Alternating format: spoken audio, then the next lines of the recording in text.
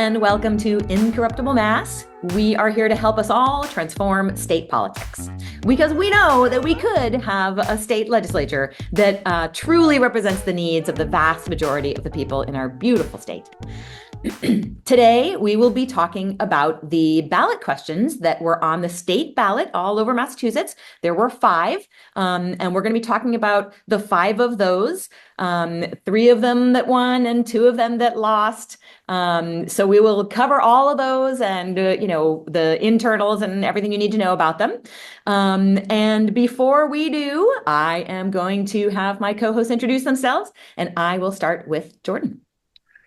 Jordan Berg Powers, he, him, and I have many years experience working on issues, including ballot initiatives in Massachusetts, having designed some of the campaigns. So I'm excited to talk about it. Jonathan. Jonathan Cohn, he, him, his, joining from Boston, typically in the South End. I'm now walking through Dorchester. I'm right in the back.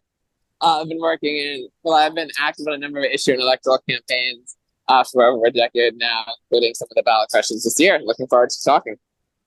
And I am Anna Callahan, she, her, coming at you from Medford, where I am a city councilor, done a lot of work at the kind of local level, nationally, as well as some state politics stuff.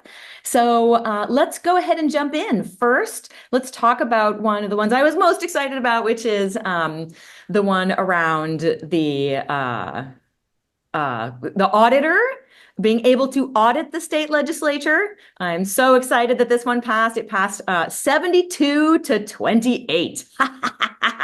Yeah. So that's amazing. Who wants to jump in and give us a bit of background on that? Super quickly, this isn't background, but didn't it pass in all but one of the cities and towns across the state? I believe that that's correct.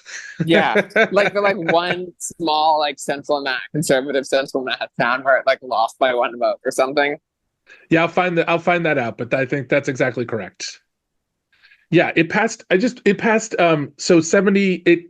It got 2.2 million votes, and the no got less than 1 million votes. So it's just it's not even close. I think the thing that's important for folks to know about it is that it's already had an effect. Actually, I will say, much to my surprise. I want to say very clearly that I did not think that they would move this quickly. And so they have the ballot initiative that calls for an independent auditor to come in, appointed by the auditor's office. And the legislature has said that they will allow that. So no longer they're themselves to do it. Somebody else outside is going to do the books to get a sense of how they're spending their money, which is a big deal. And so that's already something that they've agreed to move. I think the other piece, much to the credit of Jonathan Cohn, who's on here, he very smartly worked with Mass Fiscal Alliance on a letter that I'm hearing already has gotten a lot. Oh no, that was Act on Mass. That wasn't me. Oh, Act on Mass. Sorry, Act on Mass. Sorry, I got it wrong. But Act on Mass and Mass Fiscal worked together on a letter that's already getting talked about in the State House about not messing with it. So they were going to move quickly to invalidate it, I was told.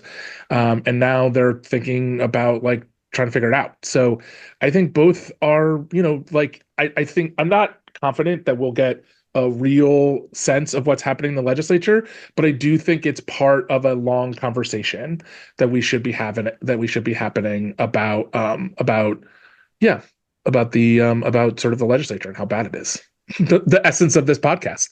The essence of this podcast. And I will also say that if you weren't around for it, please catch up on one of my absolute favorite ones of when the state legislature just broke the law to subvert democracy. I think all 3 of us have been a little hesitant to believe that even if this passes, that the legislature will allow the auditor to come in and do what they are supposed to be doing. So we'll see, right? It's good. There's some indications that maybe this might, or parts of it might actually happen. And we'll try and keep up on this topic and see, as things move along, and let you guys know if the legislature is allowing it or if they're, trying to buck the system.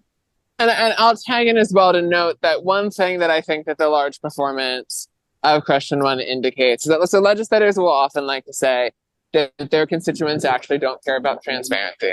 Their constituents care about all of these other things. And what question one's overwhelming performance in all parts of the state. So there's one, no, actually your constituents do care about this. And also two, you actually aren't legislating on those things that you say that your constituents care about. So like you're doing neither of those things. Why don't you do both instead? Yep, absolutely. So Great. I just want to say, really quickly one more thing about it, really quickly. So as you know, as people know who listen to this podcast, I think there's a lot of hacks that talk about politics in Massachusetts. One of them is the worst purveyors of this is the Center for State Policy Analysis at Tufts University that pretends to do research but does in fact no research and is just opinion of one person, Evan Horowitz. He was on CBS News locally to talk about it. He said that the yes vote is not a vote for this power, but a vote for gridlock, which is both nonsense because it would not cause gridlock because you can't, there's no grid to lock about this. Like there's currently nothing happening. And so it's not like a bill that gets passed and won't get passed on either side. It's just like, that's not how gridlock works. So it's also nonsense that got put on the air, but also just important that like, it's not about just this one thing. Like, do I think everything that's in the ballot initiative is going to happen? No, it's about the continued pressure that we need to have, because not one thing will fix the legislature, but all of the pressure you do, people listening do, to constantly say the way this state works is not working for us. Mm-hmm. It is not working for regular people. And every time we notch another link on that, that does create change. And we've already seen movement on it. They're on the defensive about this issue, and it's on us to continue that pressure. But it's also, again, just another thing about the nonsense that gets put on the air, gets put into the radio, and gets put into print because it has the allure of truthiness, as Colbert says. It has the allure of being both sides while continuing to be bullshit, which is and it's just frustrating.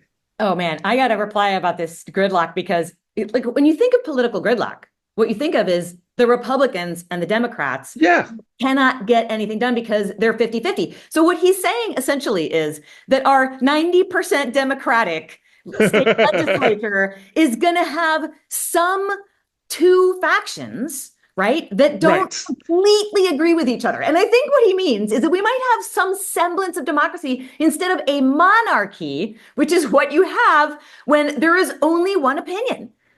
I mean, it is a whole gridlock just cracks me up. It's hilariously stupid. It's also just kind of confusing because even if you're like, if I'm trying to think of like a charitable interpretation, it's like, oh, this is just going to lead to a lawsuit where they sue. Like, one, they could just agree to it. And like, if they wasted money on a lawsuit, it's not like that's preventing them from doing stuff. If the legislature decides to sue, they can like walk and chew gum at the same time. There are 160 of them in one chamber and 40 of them in another, and none of them are the attorney for a lawsuit if they sue. So I don't see how that even there's just no foundation on which that argument even makes sense. Ridiculous. Wait, it gets worse after this. Let's go to question 2. Question 2. Okay, great. So this is about the MCAS, high stakes testing, and only saying that not removing the MCAS, but simply saying that it will not be used as a requirement for graduation. That like if you pass everything else, but you simply don't pass the MCAS because of language things or some other reason, that you can still graduate. And that passed 59-41. Woo! Easily. One thing I'm super curious about, and Jordan, I don't know if you've seen any analysis of this type yet, is my impression has been that the results will look rather similar to the question 2 results in 2016. Around question 2, then progressive position was a no because 2016's question 2, also on education, was about expanding charter schools. No, like I've been very curious about to what extent that the results will map onto each other, particularly because of one of the biggest differences is like in question 2016, the biggest supporters of question 2 were the rich districts that don't have charter schools and will never have charter schools because they have very well-resourced public schools and just think that they're helping everyone else by privatizing their schools.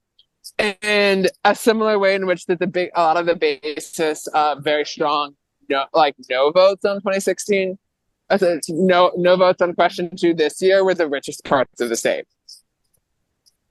So this is a good question. So the answer is that it is almost the same number, although more people oppose the charter school expansion. At least, again, these the final numbers will change. So just to be clear, the state goes through an audit process. It goes through a process of finalizing numbers. We have not finalized these numbers, so they will change somewhat from official to where we got on now reporting.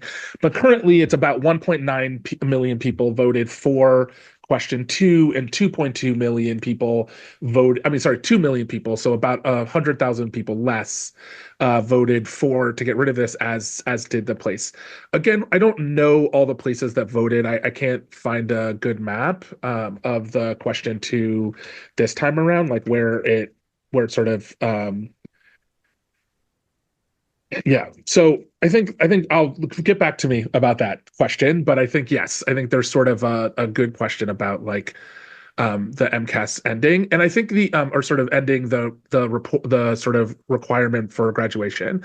So again, Evan Horowitz's assessment of this is that the problem with it is that it'll get rid of standards. Again, this problem when you have one side that has a fact-based analysis that is actually relatively moderate, and the other side, which is an extremist position, extremist right-wing position that's not based on fact but based on vibes.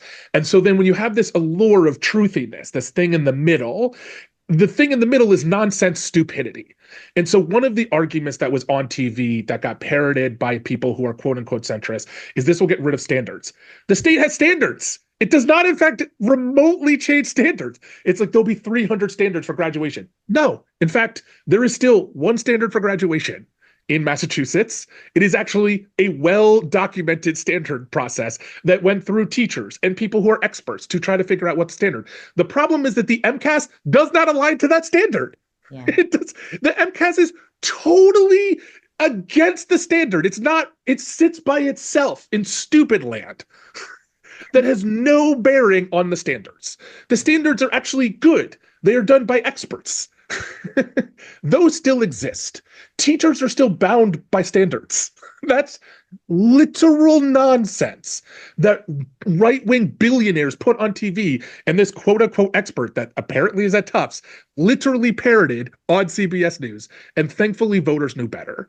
Because the problem, I'll just say really quickly, the end, and Jonathan, you should go, is the problem that the corporations have is that people my age and younger have all taken this stupid test, and we all know it's fucking stupid. So you can't lie to us about it. The thing that I was going to say is that there's like the general confusion between what is a standard and what is a measurement tool. The MCAS is the state's the use of a high stakes standardized test is the measurement tool that the state uses for that. That's not the underlying standard. A test is not a standard. That's like this a basic definitional thing. They always kept getting confused kind of by the opposition. Considering, as you know, we still as a state have standards for what you should be learning in different grades. And I feel like one of the things that just always seems so core, taking question 2, is whether you believe that teachers want to teach their students, because so many of the opponents of question 2 operate on the basis that teachers, in fact, do not want to teach. And only for a cudgel that's not even against the teacher, it's against the student, will you get teacher to teach and student to learn. When in fact, if you're making things about a high stakes test, it makes the teaching process and the learning process less enjoyable and less enriching, and actually leaves everybody worse off. Yep. Well, we're super happy that this one passed. Let's talk about the third question, which was about Uber and Lyft drivers being able to unionize. And if I can give just the tiniest bit of background that people listening to this probably already know, but Uber, Lyft have been putting ballot questions on a number of states where they are basically trying to make it so that they cannot unionize, so they are considered just contractors. And so this is like in a larger battle between the drivers and Uber and Lyft companies. And yes. Oh, go ahead, Jonathan, you first. Okay, sorry, it took me way too long to unmute there. So this one exists in the context of how Uber and Lyft, who had back 2 years ago tried to do a ballot question to kind of enshrine into law the misclassification of employees as independent contractors, were again going to do so this cycle.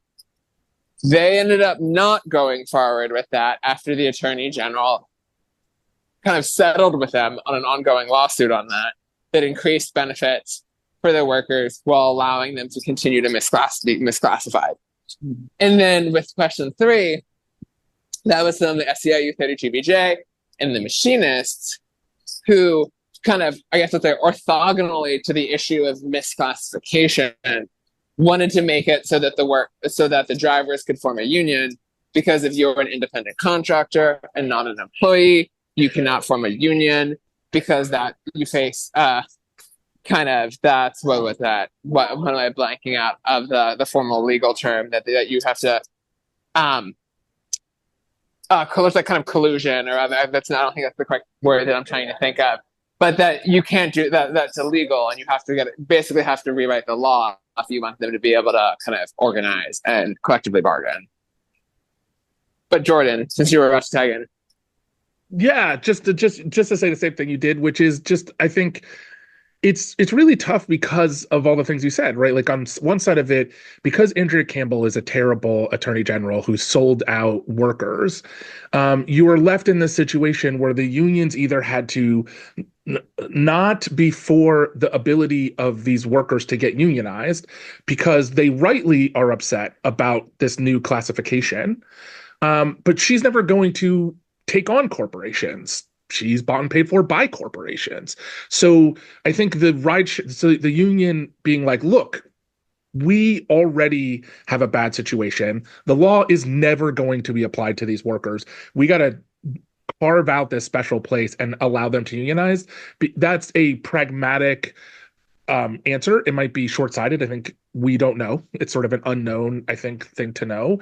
But I do think that, like, it is in the reason I think I was yes, and I think everybody else is, like, in the scenario where this is the reality we live in, it's better to have these workers unionized and have the right to collectivize if they so choose, and then to worry about how do we actually take on the underlying issue, which is that corporations continue to be called innovative when really they're just breaking the law and hurting workers. Yeah. And the people in power are refusing to just apply the law to rich people on our behalf. Well, we passed it, right? We did about that, so that's good. May not be perfect, but step in the right direction. We can go on to 4 and 5 short stories. Sadly, they did not pass. So 4 was legalizing psychedelic drugs, and I don't have the numbers on that. That did not pass. Anybody want to jump in with commentary about that one? Yeah, I was really surprised that 4, they thought they were going to win, and I thought that they were going to win. It was not close. They lost by 57% to 40%. I don't have a good sense beyond just sort of the general, like, Massachusetts is a little bit more conservative, people think, a little bit older, and it sounds bonkers to allow psychedelic drugs, even though there's a lot of good science behind the ability to use it for people who need it. And it's really sad because, like, also continuing to ban this sort of scientific approach to treating people's medical needs and to create arbitrary barriers where we're allowing, like, alcohol and other substances, but not these substances because of just arbitrary things is really, I don't know, it's sad to me. I think there was an opportunity to make people's lives easier and better that we missed out on. But it was surprising to me that it did so poorly. I was a yes. But I was getting concerned that it wasn't going to pass from hearing people in, like, general liberal left circles being no in the final weeks. And the things that I was hearing from people were people being, like, kind of concerned about, like, the home grow portion of it, which what I explained to people is that, like, people acted as though the fact that it had this, like, limited legalization of kind of possession and, like, kind of home grow. I'm sorry, I know there are people who do psychedelic drugs these days, like, currently. They get them somehow. so that like it's not like that's somehow not already existing. Um, and which I thought was kind of like a basically the type of oppositional way that like opposition leans into things that get people like down a rabbit hole that isn't even fully aligned with reality. And the other, I know that there was a segment of the psychedelics community who, instead of that, were like the very intense homegrow people who were opposed to question 4 because they wanted unlimited homegrow, which to me, it's like, that's not going to happen anytime soon, my friend. So like this is a step forward and you should take it. You can't please everybody. Yeah. Should we just go ahead and quickly cover question 5, which I was pretty sad about? It's raising the minimum wage for tipped workers, which is just such a crime that they're allowed to be paid less than the minimum wage, and how much it affects their inability to push back against sexual harassment and all those things. Really is. I want to go into the history of it again, because I want to remind people that opposition to it, which comes fundamentally from the racist structures that we have in place and the way that we continue to replicate them over and over and over again, despite people who think of themselves as people of goodwill, but then replicate those systems of systematic racism and oppression. So just as a reminder, the minimum wage was created by FDR. There was a carve out for the industries that were largely done by Black people. Those were farming and hospitality. And so that is the foundation of why there is a sub-minimum wage. It is discrimination against Black people. As women and other people of color moved into, farming and women moved into hospitality, those continued because our society functionally does not think that they should be paid equally to other people. And so that persisted for a long time. And so this bill was passed in 8 states and the District of Columbia. There were concerns about lost wages due to lost tipping. There was concerns about like the pooling of wages and some other concerns. Those were easily allayed by information about what happened in other states. So again, there's just bad information out in the world. Evan Horowitz again. Our research suggests that other places that have these laws require coverage and make a little bit more. Yes, that's right. Actually, there's a lot of research that says that that's actually what happens, that none of the concerns that people had actually happened. I wish we lived in a system where there was an independent body that actually talks about policy and whether or not it works or doesn't, but we don't have that system.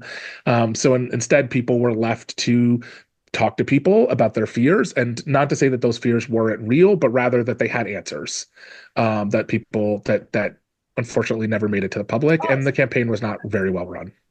It was particularly unfortunate because in that case, it was such a heavy imbalance when it came to spending on the campaign, with the no side heavily outspent yes, so that anybody who goes out to eat would end up seeing constant vote no on 5, vote no on 5, vote no on 5.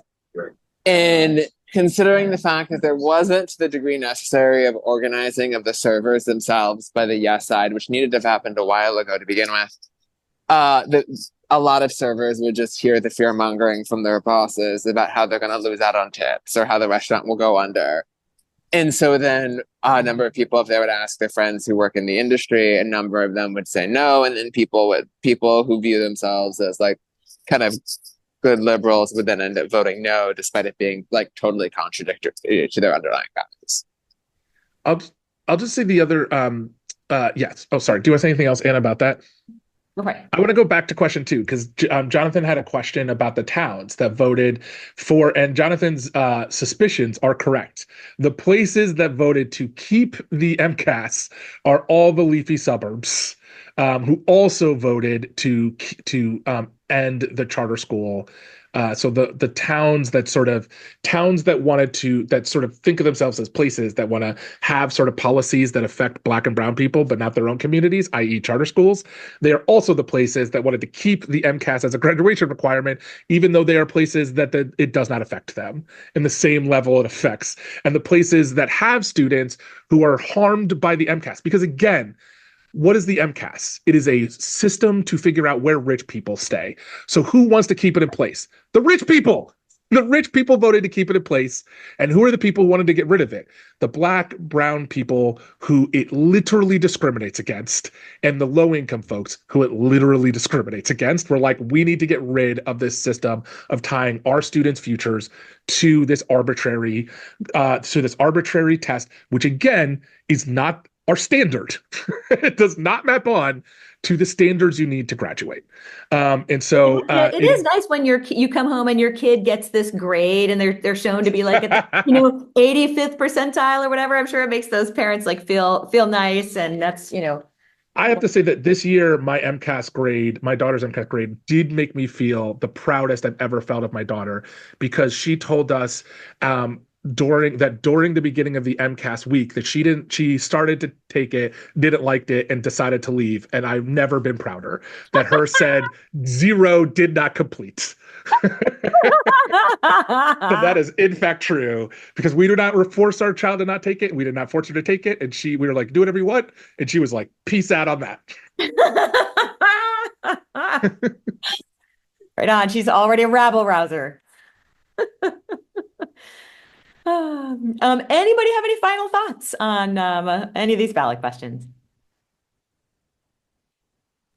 My final thought is ballot initiatives are really hard. People think of them as they actually require a lot of money, but ultimately and so that is a critique against them that I hear, but they are still a better way to legislate than our current process. And also, there's a lot of attempts by people who are controlled by or totally in line with the rich ruling class to get rid of this progressive change that was made in the progressive era to allow citizens to have a direct say on their lives. And we should fight that with every ember, even when results don't go our way. Yes, people can spend a lot of money and get results that might be counter to my belief systems. But that's better than the current system where a few people get a say and money controls that system. Like they already control that system. I'd rather have people at least have a chance to have a say over their lives. And it's funny, I feel like we have something in common with some of those red states that voted, for to increase the minimum wage, or they voted, to protect abortion rights, or they voted to have paid family and sick leave, and they voted for Trump. Like they clearly do not see the electoral process as one where they can get policy passed. So they put them on the ballot. And that's, sadly, we have that in common with them, that we cannot get this stuff through our 90% Democratic legislature. So we got to put it on the ballot and vote for it. Wonderful. Jonathan, final thoughts? Yeah, I was going to say that they are a valuable recourse against legislative inaction, as well as the bargaining tool to try to get legislative action. So people should always go into them with clear eyes, but that they're still a very useful tool to be able to wield. Fantastic. Wonderful. Thank you so much. Thanks to all our listeners. You can always donate below to help keep our podcast alive. And thanks so much. And also please forward it to your friends. And we will see you all next week. Hey there. Thanks so much for watching us on YouTube. Please like and subscribe. And it would be amazing if you would also subscribe to us on your favorite podcast player. Just look for Incorruptible Massachusetts wherever you listen to podcasts. Thanks so much.